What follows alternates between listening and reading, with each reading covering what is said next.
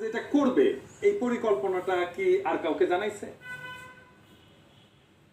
বিএনপিকে জানাইছে। কারণ জামাত আর বিএনপির বিবৃতিতে আর্মির কথাটা নাই। কেন নাই? তারেক রহমান মবের কথা বলছে এমন ভাবে যেন মব করতে গেছে নূরেরা।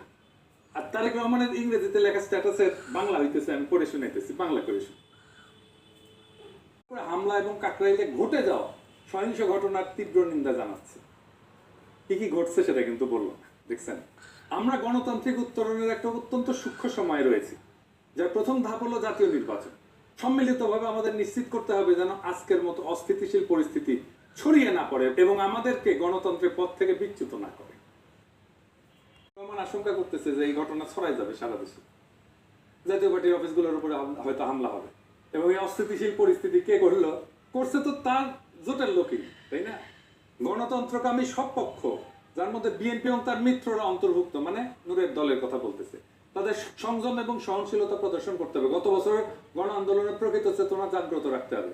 দেশকে বর্তমান অস্থিরতার শৃঙ্খল থেকে মুক্ত হইতে হবে।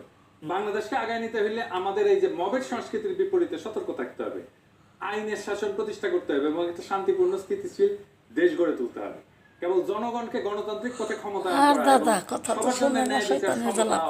নিশ্চিত করার মাধ্যমে আমরা ঐক্যবদ্ধ জাতি হিসেবে আমি জানাচ্ছি যেন ঘটনাটির আইনানুগ তদন্ত পরিচালনা করা হয়।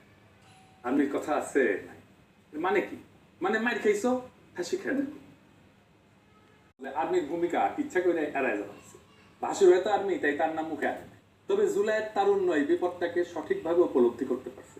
এই ইস্যুতে এক জায়গায় কথা বলছে, ওয়াকার আসলে আজকে টেস্ট করছে আমাদের হ্যাডম কতটুকু। সে রিফাইন্ড আওয়ামী লীগ আনতে যদি না পারে তাহলে জাপাকে দিয়েই সে তার কাজটা করবে। ঢাকা বিশ্ববিদ্যালয়ের ছাত্ররা এনসিপি তাৎক্ষণিক মিছিল বের করছে, রাজপথে আসছে, তাদেরকে অভিনন্দন জানায়। খুবই গুরুত্বপূর্ণ রাজনৈতিক কাজ তারা করছে। এবার দেখেন একটা খুব ইন্টারেস্টিং জিনিস দেখেন, এইখানে বুঝে যাবে যে কারা এর পিছনে। পন্দের আলোর নিউজ, খুব ইন্টারেস্টিং। ঘটনা ঘটছে সন্ধ্যায়। গণ অধিকার পরিষদের নেতা নুরুল নূরকে গুরুতর আহত করা হয়েছে, ভিডিও ছড়ায় পড়ছে সোশ্যাল মিডিয়া। আর প্রথম আলো রাত 11টা 9 মিনিটের রিপোর্টে নূরের নাম পর্যন্ত নয়, এইটা সে টাইমটা দেখা যায়।